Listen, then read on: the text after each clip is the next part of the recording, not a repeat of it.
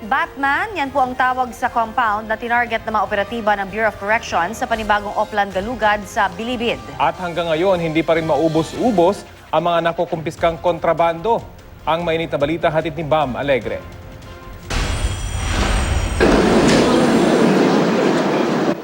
Sa ika-26 na Oplan Galugad, isang compound na ininspeksyon ng Bucor sa loob ng maximum security compound sa New Bilibid Prisons. Isang kumpol ng mga tinanggal na antena at yero ang naipon ng mga prison guard sa Purok Batman compound sa Quadrant 2. May ilan din mga kontrabandong appliance ang nasa bat tulad ng mga electric fan, aircon at TV sets.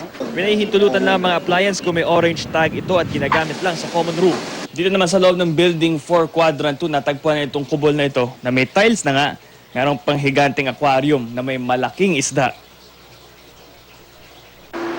Ilang improvised na mga patalim din ang na-recover sa mga kubol na tinitirhan ng Batang Cebu at Batang City Jail. Dinalaw din ang ground zero ng mga dating luxury kubol na giniba sa nakaraang mga Oplan Galugad. Ang mahirap kontrolin as of now, yung mga maliliit na bagay. Like for example, cellphones, mga SIM cards, mga maliliit na sachet ng mga illegal drugs. Yan yung ating mga tinitignan ngayon, kung paano talaga sila natin ay mapipigilan na makapasok dito. But as of now, with the present setup ng facility natin, napakahirap na isiro talaga. No?